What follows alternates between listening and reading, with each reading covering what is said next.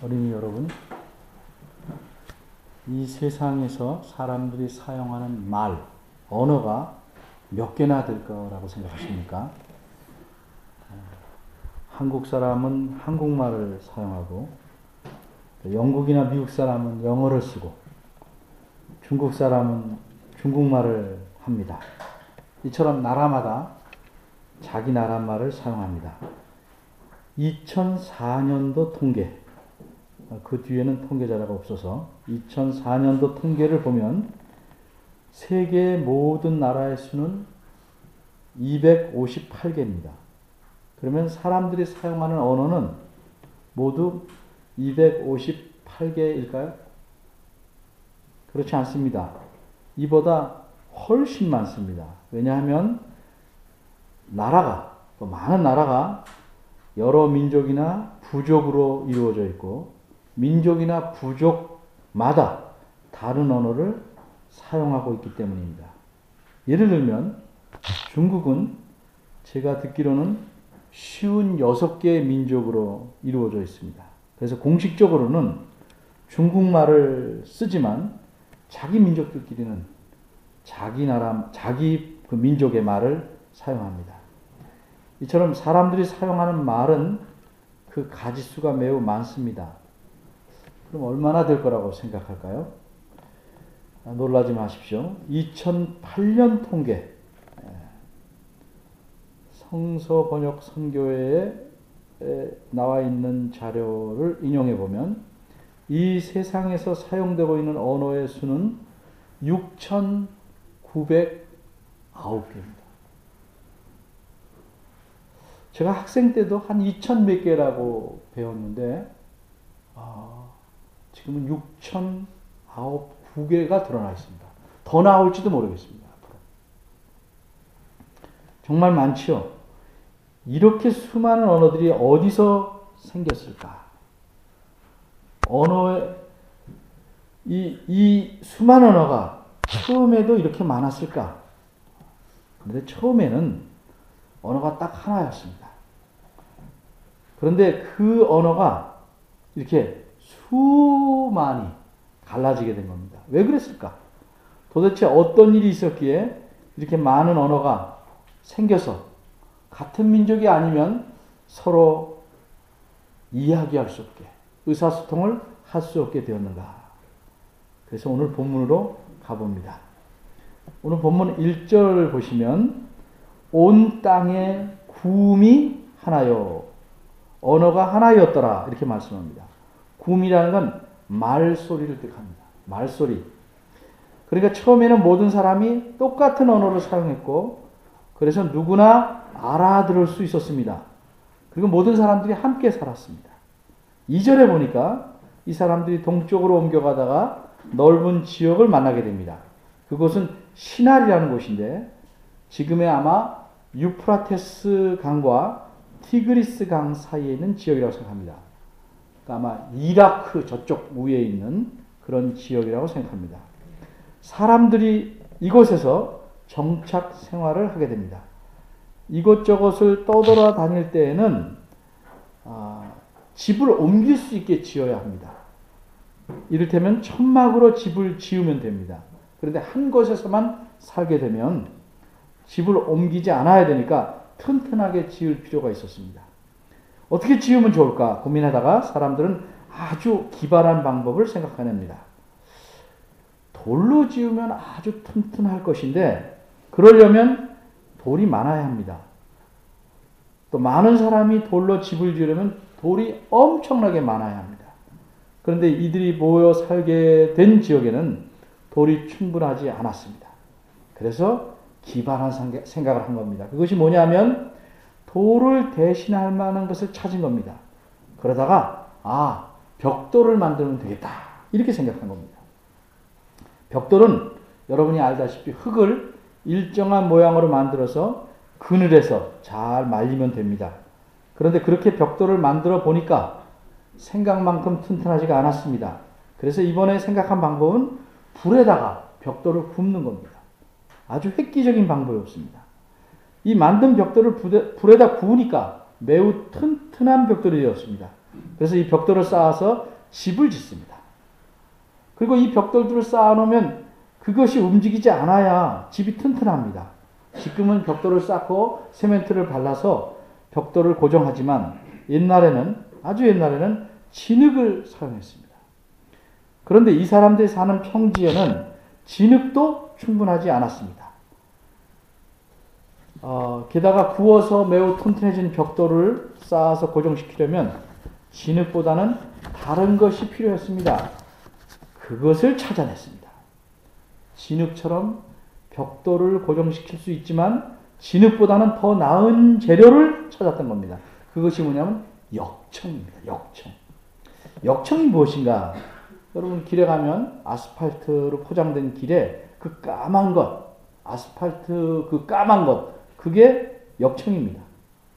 그래서 역청을 벽돌 사이에 이어서 붙여서 사람들은 자신들의 집을 튼튼히 짓고 살게 되었습니다. 그런데 사람이 집만 지어놓고 살려면 뭔가 좀 덜 안전한 것 같아서 울타리를 치지 않습니까? 근데 집집마다 울타리를 다 쳤는데도 뭔가 덜 안전한 것 같습니다. 그래서 모든 집들을 다 둘러쌀 수 있는 큰 울타리를 쌌으면 좋겠다, 이렇게 생각합니다. 그 큰 울타리로 둘러싸인 것이 무엇인가? 그것이 성입니다. 성을 쌓으려면 튼튼한 성벽이 있게 되고 그 성 안에 들어가 살면 이 튼튼한 성벽 때문에 집마다 울타리만 치고 사는 것보다 훨씬 안전합니다.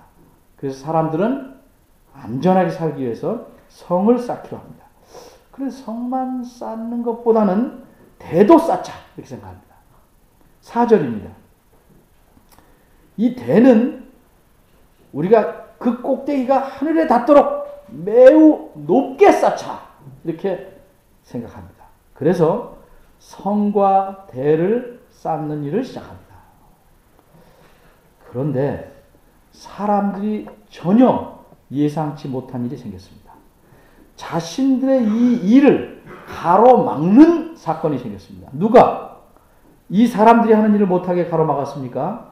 여호와 하나님이십니다. 왜 그러실까? 왜 여호와 하나님이 방해하셨을까? 그 이유를 알기 위해서 오늘 본문을 조금 더 자세히 살펴보겠습니다. 오늘 본문은 크게 두 부분으로 나눌 수 있습니다. 1절에서 4절은 사람들이 계획한 것과 행한 일을 말하고 있고 5절에서 9절은 하나님께서 행하신 일을 말하고 있습니다. 5절입니다. 5절은 하나님께서 강림하셨다, 이렇게 말하고 있습니다. 하나님께서 하늘에서 내려오셨다는 뜻입니다. 왜 하나님께서 내려오셨는가? 5절에 보니까 사람들이 쌓고 있는 성과 대를 보시려고 내려오셨다고 합니다. 하나님께서는 하늘에 계셔도 어느 곳에서 무슨 일이 어떻게 일어나는지 낱낱이 잘 알고 계십니다. 그런데도 하나님께서 보시려고 내려오셨다고 표현한 것은 그만큼 하나님께서 관심을 보이셨다는 뜻입니다. 예를 들면 우리도 이런 식으로 말합니다. 어떤 일을 자세히 보겠다는 말을 이렇게 말합니다. 내가 두 눈을 크게 뜨고 보겠다. 제가 그런 말 한다고 해서 여러분이 뭐 믿겠습니까? 눈이 커봐야 얼마나 크겠습니까? 그러니까 두 눈을 크게 뜬다고 해서 실제로 두 눈을 크게 벌려서 쳐다보는 것은 아니지만 자세히 보겠다는 말을 눈으로 보니까 그렇게 표현하는 겁니다. 마찬가지로 하나님은 어디든지 계시고 무엇이든지 알고 계시지만 사람들의 이해를 위해서 사람들이 사용하는 방식으로 하나님이 이들의 행동에 관심을 특별히 보이셨다는 것을 내려오셨다, 강림하셨다, 이렇게 표현한 것입니다. 하나님께서는 사람들이 쌓는 성과 대를 보셨습니다. 그리고 그것의 문제점이 무엇인지를 확인하셨습니다. 그래서 그 일을 더 이상 하지 못하도록 막으신 겁니다. 무엇이 문제였을까? 먼저 6절을 봅니다. 하나님은 이미 하늘에서 사람들이 하는 일들에 대해서 아셨습니다.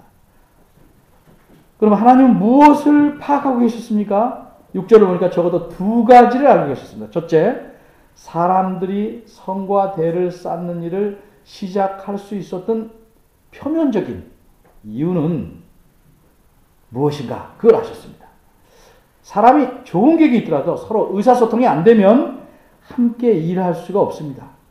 그런데 사람들이 모두 함께 성과 대를 쌓는 일을 할 수 있으려면 그것은 서로 말이 통하기 때문입니다.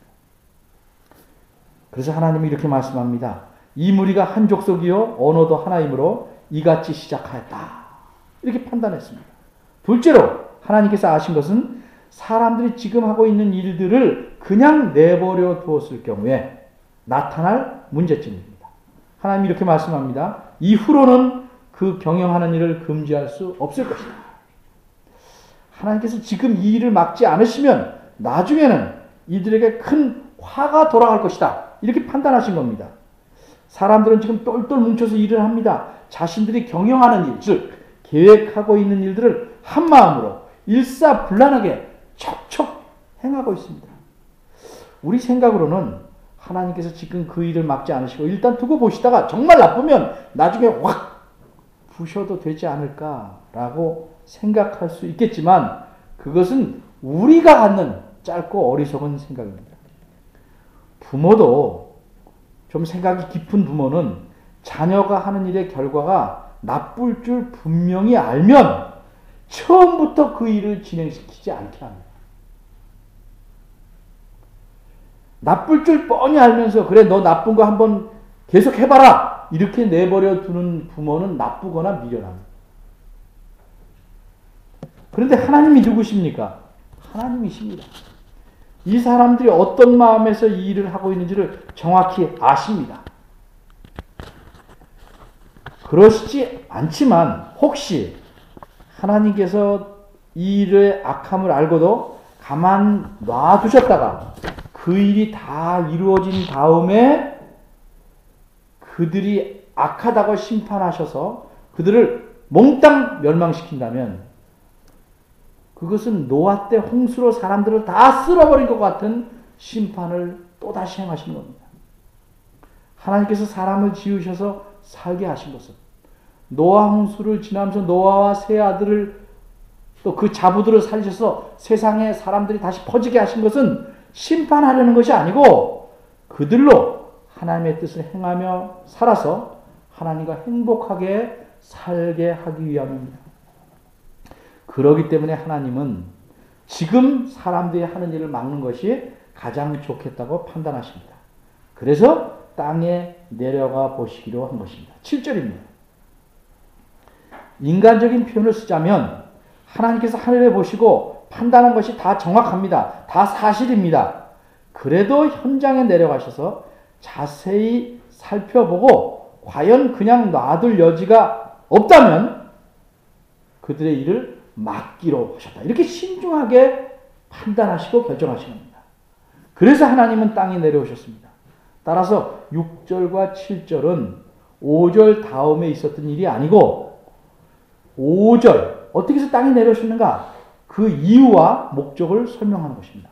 시간적으로 보면 6절과 7절은 5절의 내용이 있게 된 것입니다. 6절과 7절 다음에 5절이 오게 된 것입니다. 하나님께서는 사람들이 하는 일을 어떻게 금지하시려고 하는가? 저지하시려고 하는가? 7절입니다. 하나님은 그들의 일을 막기 위해서 가장 효과적이고 안전한 방법을 사용하시려 합니다. 그것은 말을 뒤섞는 일이었습니다. 한 가지 언어를 사용하는 사람들이 많은 언어들을 서로 다르게 사용해서 서로 알아듣지 못하게 하는 방법입니다. 8절을 보니까 과연 언어가 섞여서 사람들이 일을 더 이상 진행할 수 없었습니다. 그러니까 그들은 성 쌓기를 멈췄습니다. 게다가 한 곳에 살 수 없게 되니까 언어가 통해서 의사소통이 되는 사람들끼리 자신들이 살 곳을 찾아 여러 곳으로 흩어지게 되었습니다. 9절은 이렇게 일어난 사건을 총정리합니다. 그곳 이름이 바벨이라고 했는데 그 까닭은 여호와께서 사람들의 언어를 뒤섞이게 하셨기 때문이라는 겁니다. 그 결과 사람들은 온 땅 이곳저곳으로 흩어져 살게 됐습니다. 얼마나 흩어져 살까? 그것이 10장 6절부터 10장 끝까지 있는 내용입니다.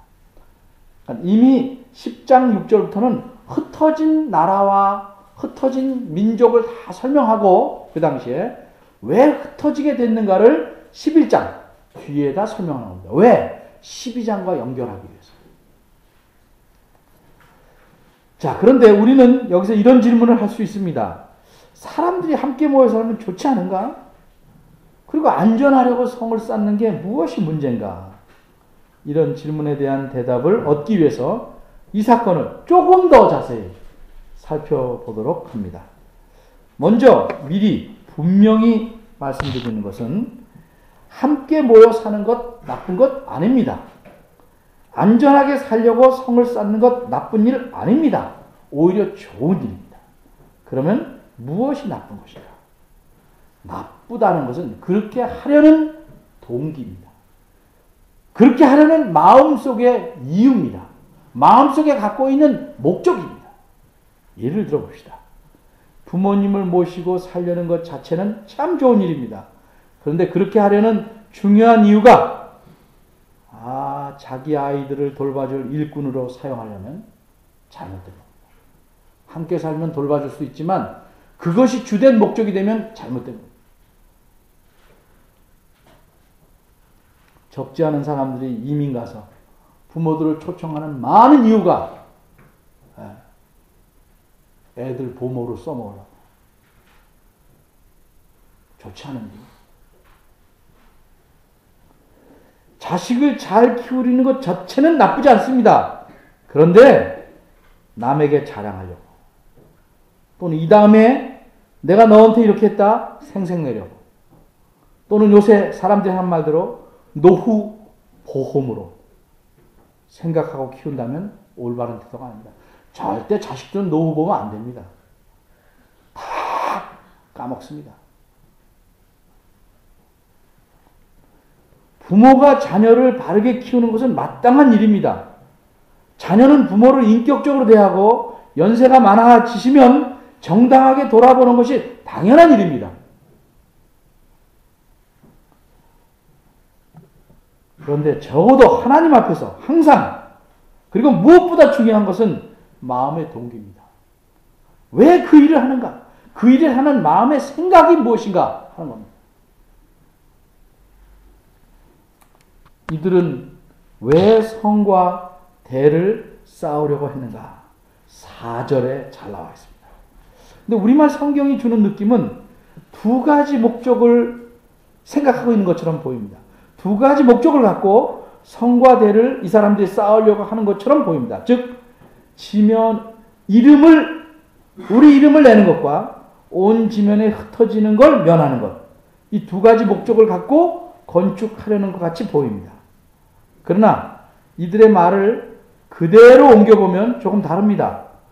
직역하면 이렇습니다. 자, 우리를 위하여 성과 대를 쌓자. 그리고 그 꼭대기를 하늘에 닿게 하여 우리를 위하여 이름을 내자. 우리가 온 지면에 흩어지지 않도록. 이 말에서 알 수 있는 것처럼 목적은 하나입니다. 우리가 온 지면에 흩어지지 않도록. 바로 그겁니다. 이들은 온 지면에 흩어지지 않기 위해서 성과 대를 쌓으려는 것이고 그 대의 꼭대기를 하늘에 닿게 해서 자신의 이름을 내려는 겁니다. 하나님께서는 이들의 속셈을 아셨습니다. 그렇게 그들이 속셈대로 일을 할 때 어떤 결과가 나타날지도 아셨습니다. 그래서 그들이 하는 일을 하나님께서 막으신 겁니다. 그들이 계획하는 일은 한마디로 악한 것이기 때문입니다. 하나님께서는 선한 일을 막지는 않습니다. 그들이 하나님 보시기에 악하기에 그 일을 막으신 겁니다. 그럼 구체적으로 이들 계획이 악한 점은 무엇이었는가? 하나씩 생각해 봅니다. 앞에서 말씀드린 대로 이들 계획의 목적은 단 하나입니다. 온 지면에 흩어지지 않으려는 것입니다. 이것이 그럼 왜 악한가? 우리말에도 그런 거 있잖아요. 뭉치면 살고 흩어지면 죽는다. 뭉치는 것, 연합하는 것 다 좋다고 생각합니다. 근데 왜 하나님은 흩어지는 걸 좋아할까? 왜 흩어지지 않으려는 것이 악한가? 그것은 하나님의 목적과 정면으로 부딪히는 것입니다.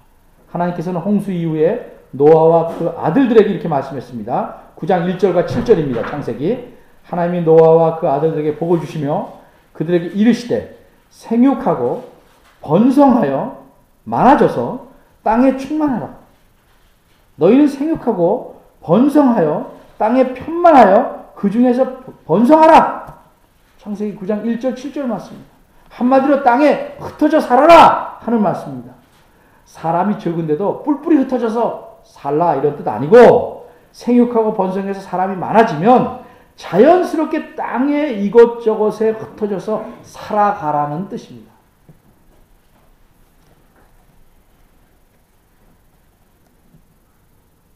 교회도 비슷합니다. 너무 수가 많아서 목회자나 교우들이 서로 누가 누군지 모르고 우리 교회 맞아요? 이 정도 되면 좀 흩어져야 됩니다. 너무 많은데 어떻게 가족처럼 삽니까?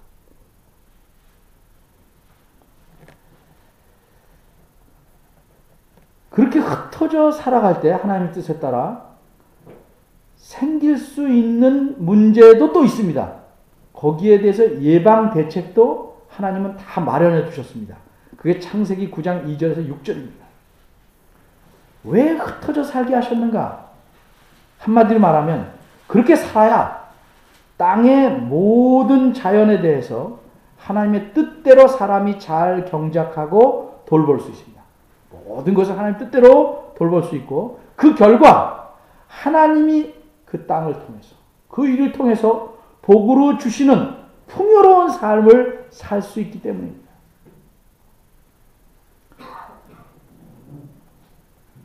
이 사람들은 모든 인류는 하나도 빼놓지 않고 노아의 후손들입니다. 이들은 하나님의 목적을 흩어져 살라는 하나님의 말씀과 목적을 잘 알았습니다. 많이 몰랐다면 굳이 흩어지지 않도록 하자 하는 것을 목적으로 서로 말할 이유가 없습니다. 그걸 건축할 목적으로 삼고 서로 말했다는 것은 무엇을 의미합니까? 근본적인 목적은 하나님의 뜻은 그래도 우리 그렇게 살지 말자 하는 겁니다. 하나님의 뜻을 거역해 보자는 겁니다. 모든 사람들이 합심해서 단결해서 하나님의 뜻을 어기고 자기들이 원하는 방식대로 뭉쳐서 살아보자는 겁니다. 바로 이것이 인간 사회의 근본적인 정신입니다. 교회도 까딱하면 이 정신으로 살아갑니다. 하나님의 간섭을 받지 않는 세상, 하나님을 아예 빼놓고 인간끼리 살아보자는 정신이 우리가 살고 있는 이 인간 사회가 추구하는 정신입니다. 이런 정신 하에서 독립되고 자유로운 인간을 만들려는 게 그것이 이 세상 교육의 목적입니다.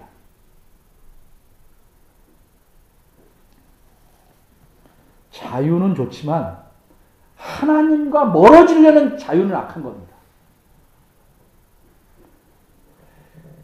그런데 사람들이 어찌 감히 온 지면에 널리 퍼져서 살라는 하나님의 뜻에 정면으로 도전할 수 있었을까? 아까 직역한 말씀을 보면 이들은 이렇게 말했습니다. 우리말엔 잘 안 나타나지만 우리를 위해 성과 대를 쌓자. 우리를 위해 이름을 내자. 강조합니다. 우리를 위해 하자. 이들의 관심은 하나님에게 없습니다. 인간 자신들에게 있습니다. 게다가 자신들의 이름을 내는, 바꿔 말해서 인간이 이렇게 위대하다, 이 위대함을 자랑하는 방법으로 대를 높이 쌓자는 겁니다. 쌓자는 겁니다. 요즘식으로 말하면 기념탑을 한번 높이 세워보자. 바로 이겁니다. 어느 정도 세울까? 하늘에 닿게 하자는 겁니다. 이 말은 단순히 높게 하자는 뜻이 아닙니다. 하늘에 계신 하나님에게까지 자신들이 이렇게 위대함을 내세워보려는 발칙한 발상입니다. 요즘도 그렇지만 옛날의 왕들은 높은 건물을 지어서 자신들의 위대함과 또 자신들이 섬기는 신의 위대함을 자랑했습니다. 예를 들어서 바벨론의 느부갓네살 왕은 이 아래가 90m, 폭이 90m, 길이가 90m, 그리고 그 위로 이렇게 쌓아가지고 높이가 90m에 이르는 지구라트라는 것을 썼습니다. 그것을 지구라트라고 합니다. 모양으로 말하면 이집트에 이렇게 생긴 걸 피라미드라고 그러는데 바벨론에서는 이런 거를 메소포타미아 지역에서는 지구라트라고 합니다. 피라미드하고 다른 건 뭐가 차이가 있냐면 올라가는 계단이 있고 맨 위에는 뾰족하지 않고 평평합니다. 그 위에는 신전이 있습니다. 아브라함이 살던 갈대아 우르에도 그 밑에가 270m가 되고 높이는 90m 아니지만 높이는 몇십 미터 되는 이런 지구라트들이 많았습니다. 옛날에 이런 식으로 이른바 탑을 쌉니다. 요새 식의 탑을 생각하면 안 됩니다. 바벨탑이라는 게 바로 이런 겁니다. 이들이 쌓으려는 대는 모양은 뾰족한 게 아니고 금방 말씀드린 그런 지구라트와 같았을 것이라고 학자들은 생각합니다. 어쨌든 이 사람들이 이런 걸 건축하려는 근본적인 목적은 하나님의 뜻을 거역하자는 것이고, 그렇게 거역하게 된 이유는 하나님 말씀을 무시하고 자신들을 돋보이게 하려는 생각입니다. 아주 쉬운 말로 교만합니다. 교만하기에 자기중심적, 인간중심적이고, 교만하기에 감히 하나님의 뜻을 정면으로 거부하는 것입니다.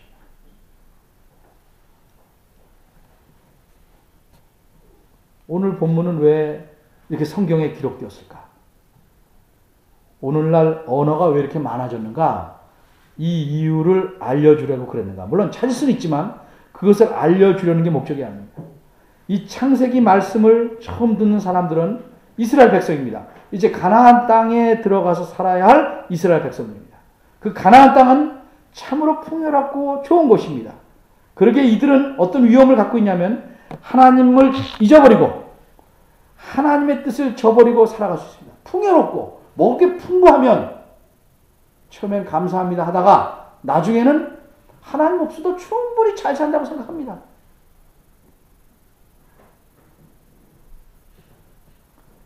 그러기에 이들에게 미리 경고하신 겁니다. 이 바벨 사건에서 교훈을 얻으라고 말씀한 겁니다. 바꿔 말하면 하나님이 어떤 하나님이신지를 똑똑히 알라고 경고한 겁니다.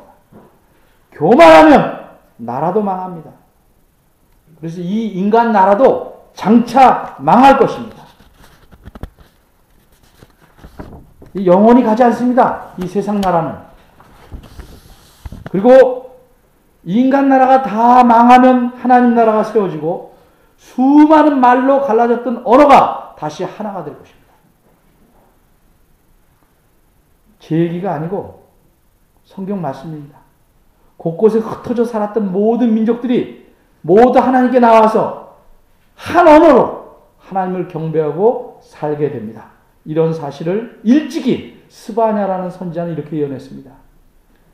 스바냐 3장 9절에서 11절 1308쪽인데 나중에 여러분 가서 보십시오. 그때 내가 열방의 입술, 여기 11장 1절에 나오는 구음이란 말하고 똑같아요. 입술을 깨끗게 하여 그들로 다 나 여호와의 이름을 부르며 일심으로 섬기게 하리니 내가 구하는 백성들 곧 내가 흩은 자의 딸이 그 후손들이 구수 하수 건너편에서부터 예물을 가지고 와서 내게 드리지라. 그때 내가 너희 중에서 교만하여 자랑하는 자를 제하여 너로 나의 성산에서 다시는 교만하지 않게 할 것임이니라.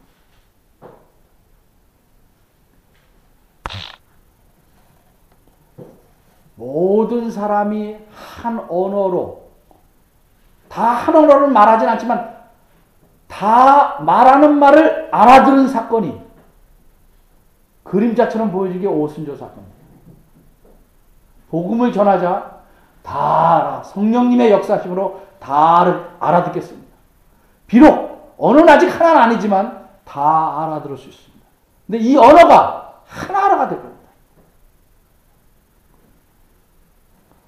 오늘 본문에서 보시다시피 인류 전체를 할지라도 그들이 교만하면 하나님께서는 그들을 무너뜨리셨습니다. 그리고 자신이 목적하신 바대로 그들을 온 땅에 흩으셨습니다. 나라도 마찬가지입니다. 이런 하나님을 알고도 교만했던 이스라엘 나라의 백성은 어떻게 됐습니까? 흩어졌습니다. 포로로 잡혀가서 여러 곳으로 흩어졌습니다. 이스라엘을 무너뜨렸던 바벨론도 그 교만함으로 망하고 말았습니다. 그런데 하물며 개인이야 말할 나위가 없습니다. 교만하면 망합니다. 왜? 하나님은 교만한 자를 반드시 무너뜨리기 때문입니다. 그럼 교만이 무엇인가? 우리는 거들먹대는 걸 교만이라고 생각하지만 그것도 한 현상이긴 하지만 성경은 좀 다르게 말합니다. 교만이 무엇인가? 하나님 없이도 하나님의 뜻을 무시하고도 내가 무엇을 이루어낼 수 있다. 내가 살아갈 수 있다. 이게 교만입니다. 이게 교만의 근본입니다. 만일 목회자가 하나님 말씀을 바르게 가르치지 않고도 쓸만한 그리스도인들을 만들 수 있다고 생각하면 교만입니다. 만일 부모가 하나님 말씀으로 신앙 교육을 자녀들에게 잘 힘쓰지 않고도 자녀들은 잘 클 수 있다고 생각하면 키야 크겠지만 그건 교만입니다. 어른들도 교만할 수 있지만 아이들도 얼마든지 교만할 수 있습니다. 몰라서. 어른들이 안 가르쳐서. 교회가 안 가르치고 부모들이 지도 안 해서 얼마든지 교만할 수 있습니다. 그래서 교회는 교우들을 하나님 말씀으로 부지런히 가르쳐야 되는 것이고 가정에서는 자녀들을 철저하게 하나님 말씀으로 교육해야 합니다. 하나님 말씀 없이는 당분간은 잘 되는 것 같지만 결국은 무너집니다. 잘 되는 게 길면 길수록 크게 무너지는 겁니다. 교만은 반드시 패망하게 마련입니다. 저절로가 아니라 하나님께서 교만한 자들을 그냥 내버려 두시지 않기 때문입니다. 우리는 참 이상한 사상에 많이 접해 있습니다. 여러분 들어봤을 겁니다. 호랑이는 죽어서 가죽을 남기고 사람은 이름을 남긴다. 아주 비성경적인 생각이에요. 이 비성경적인 사상에 물이 들어서 그리스도인임에도 불구하고 자기 이름을 남기려고 인생을 헛되이 사는 사람들이 수없이 많습니다. 사람은 하나님께서 지으신 목적에 따라 살아야 합니다. 그게 잘 사는 겁니다. 그럼 어떻게 사는 겁니까? 나를 위해서 살려고 하지 말고 하나님을 위해서 살려고 하는 겁니다.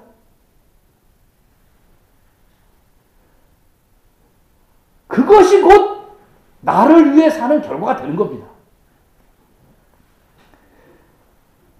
하나님을 위해 산다는 게 무엇입니까? 내 뜻을 펼치며 살려고 하지 않고 하나님 뜻에 맞게 살아가려고 하는 겁니다.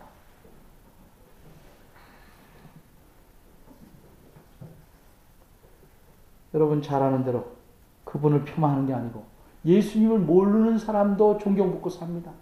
무소유를 주장하며 존경받고 살다가 존경받고 죽습니다.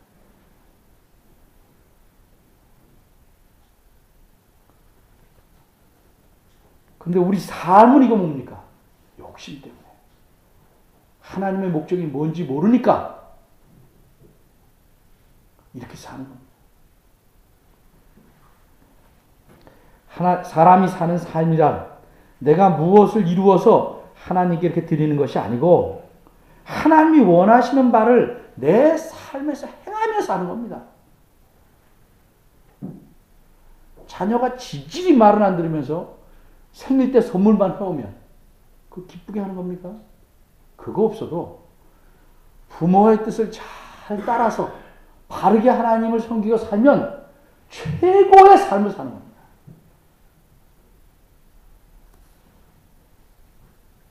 공부는 좀 못해도 됩니다. 하나님을 잘 섬기게 그렇게 살아가는 것이 중요한 겁니다. 이렇게 하나님이 원하신 바를 내 삶에서 행하고 사는 것, 이게 겸손한 삶이요. 이게 하나님 앞에서 사는 삶입니다. 이런 삶을 어린이들도 어려서부터 살도록 교회가, 부모가 훈련시켜야 합니다. 여러분 각자가, 그리고 여러분의 가정이, 그리고 교회가 하나님 앞에서 이런 삶을 감사하며 살아가기를 바랍니다. 기도하겠습니다.